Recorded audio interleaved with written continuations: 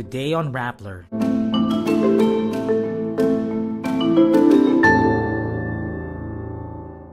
President Ferdinand Marcos Jr. says Zaldy Co's lawyer tried to blackmail him into stopping the cancellation of Co's passport.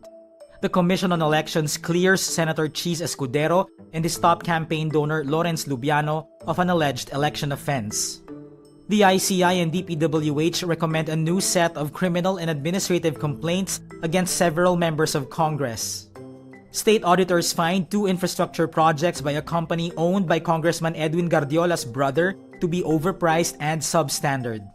And a remastered Beatles Anthology is coming with an all-new 9th episode featuring footage of the band members from the 1990s. President Ferdinand Marcos Jr. claims a lawyer of Zaldy Co tried to blackmail him to prevent the cancellation of Co's passport.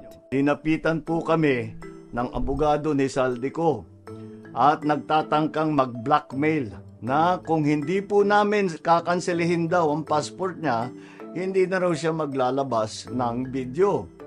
I do not negotiate with criminals. Kahit maglabas ka na ng video ng lahat ng kasinungalingan mo na pag-destabilize sa gobyerno, gusto kong malaman mo, Zaldy, makakansela pa rin ang passport mo. Hindi ka na makakatakas sa hustisya. In a statement to the media, Co's lawyer Rui Rondain says Marcos's claims were completely untrue. On Tuesday, November 25, Marcos dared Co to come home after he released another video accusing the president and his cousin, former House Speaker Martin Romualdez, of taking kickbacks from government projects. Co also claimed in his new video that the president's son, House Majority Leader Sandro Marcos, also inserted projects to the national budget. The Marcos family, Malacanang and Romualdez denied these claims. The Commission on Elections clears Senator Cheese Escudero and his top campaign donor Lawrence Lubiano of an alleged election offense. Lubiano is the president of top government contractor Centerways Construction and Development Incorporated. He contributed 30 million pesos to Escudero's senatorial campaign in 2022. The decision by the Comelec's Political Finance and Affairs Department reads, "This office concurs that Mr. Lubiano is not Centerways and Centerways is not Mr. Lubiano." The decision adds, Lubiano in his personal capacity didn't have any contract or subcontract with the Philippine government. For the Comelec, this means he did not violate the election law that prohibits government contractors from contributing to election campaigns. The motu proprio probe followed Rappler's report last August that Lubiano was Escudero's top campaign donor in the 2022 election cycle. Centerways is based in Escudero's home province, Sorsogon. From 2021 to 2024, the company secured 5.16 billion pesos in flood control projects. The Independent Commission for Infrastructure and the Department of Public Works and Highways recommend the filing of a new set of criminal and administrative complaints against several so-called congtractors. These are members of Congress or their relatives who own construction firms that obtain contracts from the DPWH.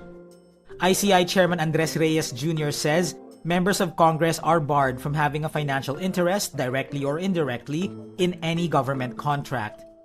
Those named in the recommendation sent to the Office of the Ombudsman include the following individuals and the companies linked to them: former Ako Bicol Representative Zaldy Co, Construction Worker Solidarity Representative Edwin Gardiola, Uswag Ilonggo Representative James Jojo Ang Jr., Pusong Pinoy Representative Journey Nisay, Bulacan 2nd District Representative Agustina Tina Pancho, Cagayan 3rd District Representative Joseph Lara, Surigao del Norte 1st District Representative Francisco Matugas, and Tarlac 3rd District Representative Noel Rivera.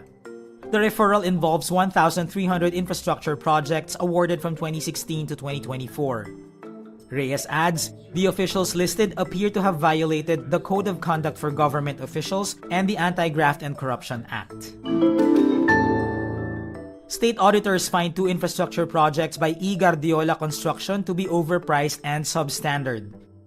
Gardiola is a firm registered under the name of the brother of Construction Worker Solidarity Party List Representative Edwin Gardiola. The Commission on Audit affirms its 2 earlier decisions to disallow payments to the company and that the DPWH Davao City officials who authorized those payments should be held liable. This involves the company's work in 2 overpriced road rehabilitation projects in the city which were awarded in 2009. COA Region 11 Special Audit Team notes the contractor violated the DPWH's planning standards when it failed to indicate measurements and landmarks in the plans.